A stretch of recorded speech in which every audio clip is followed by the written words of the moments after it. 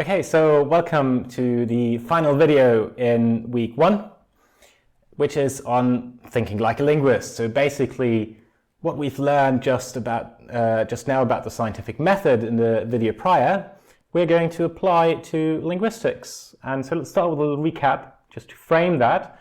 So remember, what is a linguistic theory? Well, a linguistic theory is a scientific theory of language, right? A theory that explains why certain linguistic phenomena occur, right? But we don't just want any type of theory, we want a good linguistic theory. So what is a good linguistic theory? Well, a good linguistic theory is a falsifiable theory that explains why certain linguistic phenomena occur. And a good linguistic theory thus makes specific predictions about what phenomena are and aren't possible, or in other words, also what type of data observation we might find out in the world and what we wouldn't. So let's start with a very simple case. Let's start with plurals in Warlpiri, which is a language that's spoken in Australia, up in the north, a little bit inland from the coast. Right? So let's just look at a little bit of data here. So we have a singular that means something like child, which is kurdu, and then the plural children is kurdu kurdu. For girl, the word is kamina, and the plural girls is kamina, kamina. Now we also know that mardukuya is woman.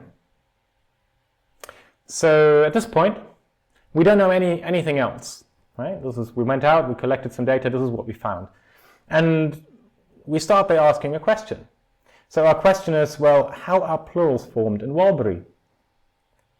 And, you know, we have to come up with a guess, right, to answer that question, to explain that phenomenon of plural formation in Walpiri.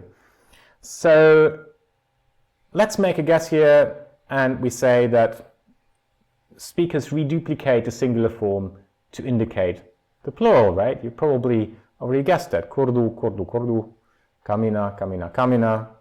So we can now formulate a hypothesis. Well, if that is correct, and we know the singular of woman is mardukuya, then we can formulate a hypothesis, right? Some statement about what the world should be like if our guess that speakers reduplicate a singular form to form the plural is correct.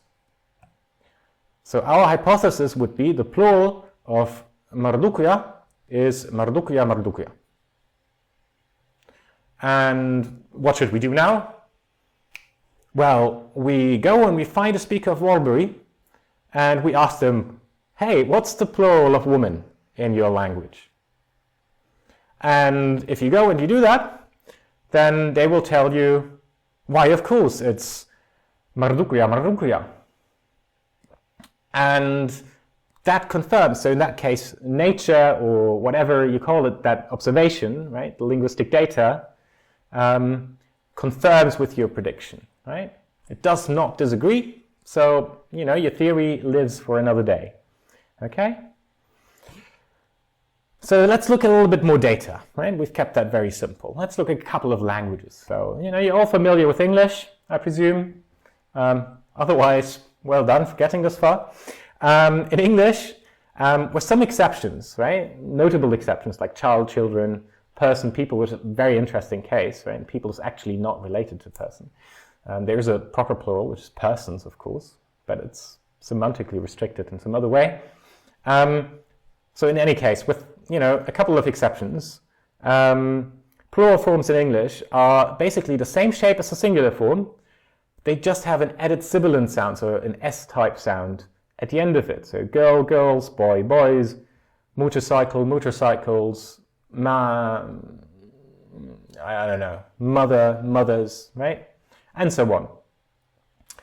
In Warlpiri, we've just seen, right, the plural forms are a repetition or reduplication of the singular, right? Kurdu, kurdu, kurdu, kamina, kamina, kamina, and so on.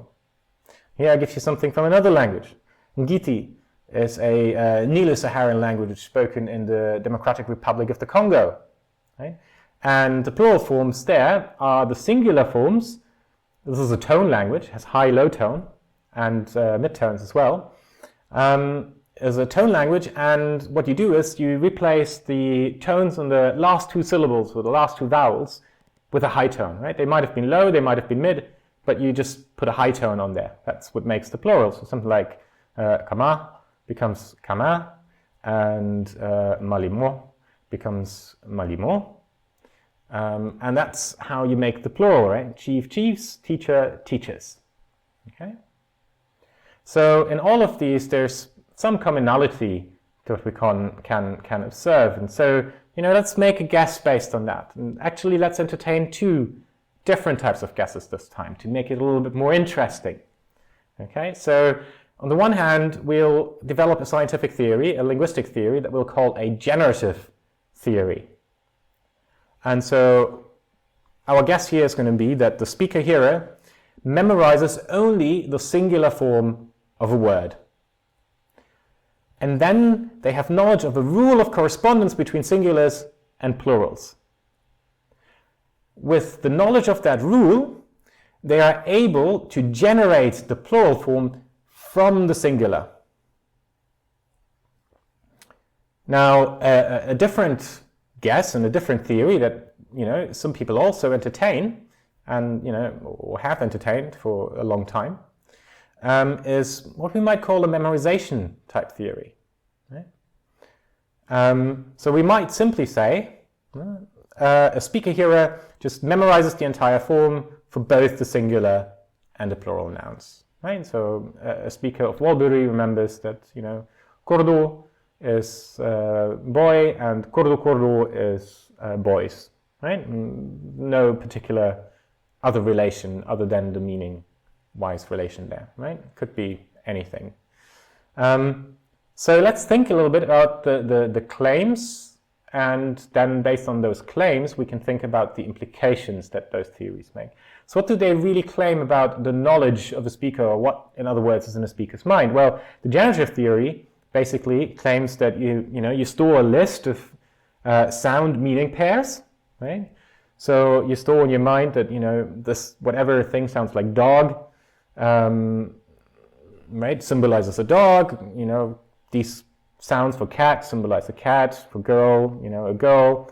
And then you also memorize some rule, right? Like alpha, which stands here for any singular form, plus s, right, gives you a plural. Okay, so you remember that, and so you can take dog, right, apply this rule, dog plus s is dogs, and that's a plural. Okay, cat plus s, plural, right?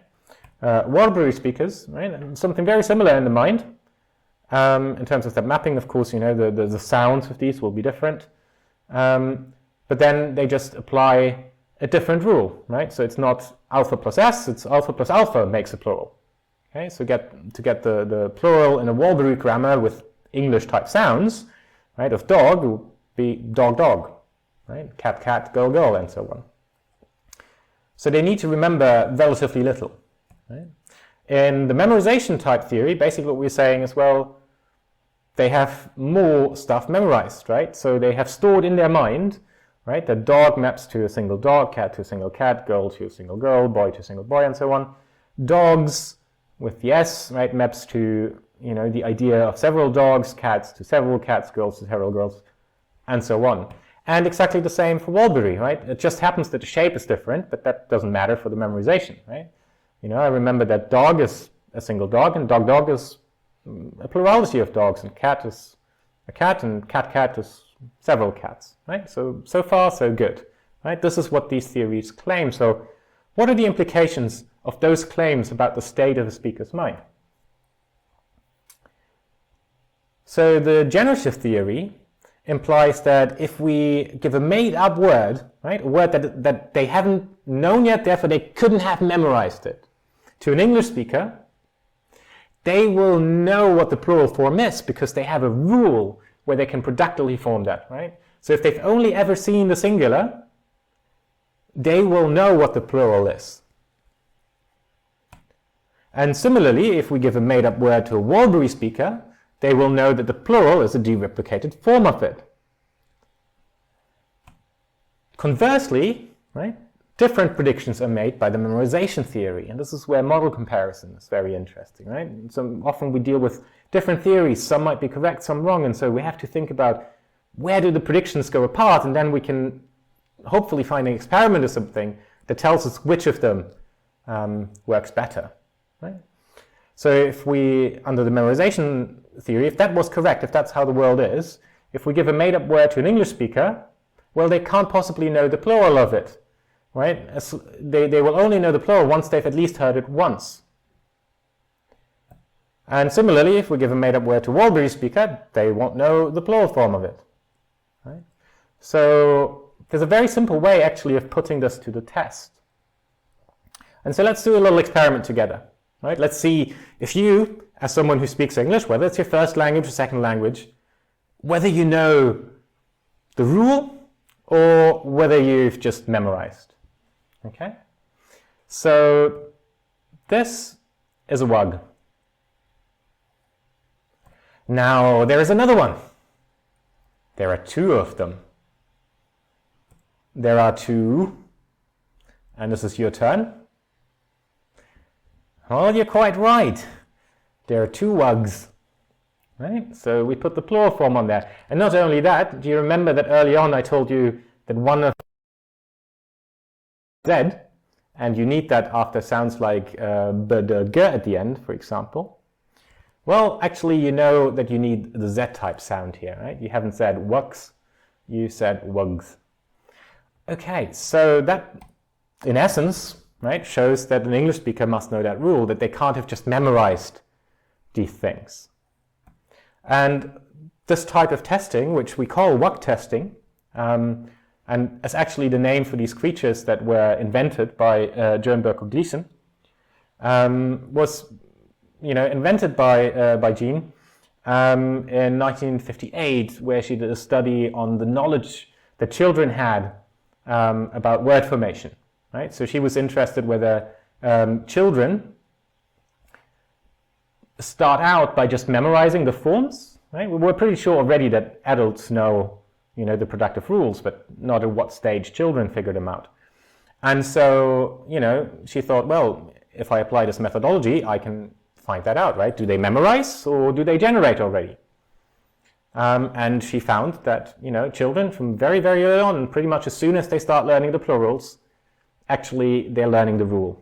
Right? They never go through a stage where they memorize the plurals very explicitly. And so this is a method that's applied wide and fast and very useful in field work, and if you're doing work on, for example, exceptional forms, right? Box, and children, right? There are a couple of them in English that are similar, and you might wonder, do speakers actually know the rule, or do they memorize these exceptions? Right, so what are the consequences of this experiment that we just did? I already gave it away, I guess. Our results are not compatible with the memorization theory of the plurals. Right? The predictions that we made and the results that we found disagreed, therefore we're wrong. So we have to reject or modify the memorization theory. If we modify it, then we go and we try again with, ideally a new experiment, right? Because now we're feeding that data back into the model. So it's not, a new test anymore. It's become a claim if we build it in. Our results, on the other hand, are compatible with the generative theory of plural formation, right? So we'll continue to assume that that's correct. We don't know whether it's correct. Remember, this is always really, really important to remember. You can't prove something right without stepping out of the world, becoming God, and, being omniscient. So we assume that it's correct, right? And we go and continue and think about more predictions, and then we test them, and hopefully one day we find that we're wrong, and then we can go and modify it and come up with an even better theory. Now, of course, this generative theory of plural formation that I've given you is a bit too simplistic, right? So here's the truth. Neither of these theories is entirely correct. And I'll give you some data to show you that. So in Hopi, which is a Native American language, we have a bit of data here, right? So again, singulars and plurals. So sino is the singular for person, sinom is the plural. Caballo, caballón. So here it looks like we're just adding an M to make the plural. But now something really interesting happens here, right? Tio, boy, the plural is toten, right? And for Nguti, woman, the plural is momoyam. So it's not just the case that we're adding the M, but actually we're substituting, right? It's something that we call suppletion. We're substituting one form with another. In English, you know this from superlatives, right? Good, better, best. It's not good, gooder, goodest. Okay, so similar thing happens there. So this implies that Hopi speakers must have a plural rule, right? Because they know to add the M, as well as memorizing the plural forms for at least some of these plurals. In actuality, there is a lot of bias against this, right? So this is very rare, but it does happen. Here's some data from Welsh, right? And see a different pattern. So we have nod, noda. That's note, notes. Actor, actores, actoresa. Ailot, ailodai. So far, so good. We add this I suffix here at the end, and that makes the plural. Okay, fine. But now look at this data here. Seren, ser. Right? Don't worry about this little circumflex here. It just means that the vowel is long, and that happens for some other independent reasons. Koiden is tree, and koid is trees. Right? So remember that earlier we hypothesized that people just remember the singular forms, and from those they generate the plural forms. Well, here we see that in some cases Welsh speakers seem to memorize the plural form and then derive the singular form from that plural. So Welsh speakers must be able to store both singulars and plurals as the radical root of an item, and have rules that then go both from a singular to a plural and rules that go from a plural to a singular. And modern theories can account for that, right? So our generative theory of plural formation, of word formation as a whole, right, is a little bit more complex and involved. So we can account for these things, but we can also make predictions about things that are impossible, right? So let me just, without going into much more detail about that, you'll learn, of course, in the other modules a lot about, the concrete ways of doing that and specific theories that do that. But let me tell you a bit, where we are at, really, right? So the evidence to date suggests that the generative approach overall, right, this idea that, speakers store some items, some lexical items in their memory, and then have some rules on top of them, on how to combine them, how to modify them, and so on to get different forms out of them. That seems to be on the right track, right? All the evidence speaks for that, and all the alternatives that we have, all the evidence speaks against. So the human mind, right, as we understand it currently, has both a storage component, and it's not just a memory dump, right, where you like the drawer in your bedroom where you put all your dirty laundry in when you have a visitor. It's not just like that, right? It's very organized and has lots of restrictions about what can go in there and so on. And it has a computational system, right, or several computational systems actually that are specific, specifically targeted to its specific tasks, like word formation, like making sure the correct sounds come out. If you speak a language, it's sensitive to that sort of thing. So that's what we think the mind is like, and that very much speaks to what we've just seen must be the case for a lot of these things, right? The Wood test wouldn't be possible if that wasn't true. Different languages, as we've seen, right, just with the plural formation, may have very radically different rules, but they're also very constrained, right? There are lots of things that are actually not possible, and current theories make very strong predictions about both what can and cannot be stored in the mind, as well as what type of rules are possible and aren't possible in language, right? And here we mean not a specific language, but in human language in general, right? The claim is humans are not capable of storing certain things in their mind, and they're not capable of learning specific types of rules or of doing them, right? It's a restricted set, and that's the phenomenon really that we're trying to explain with our linguistic theories. And just to give you an example of something that is a pattern that's impossible and that current theories are actually predicting to be impossible, and that was a very surprising and fundamental finding, is the absence of ABA suppletion. So remember, suppletion is when you have to remember a different stem or a different root for some other form in the plural, for example, as we've seen in Hopi. Right? And so what do we mean by this? Right? Let's look at a little bit of data. And I'm mixing a couple of languages here to show you all the patterns. So AAA might be something like nice, nicer, nicest. Right? So what you can see here is nice, nicer, nicest all uses the same stem, nice. Right? And you add the ER and the EST suffixes to them. Then ABB is a pattern that we find in irregular comparatives and superlatives in English.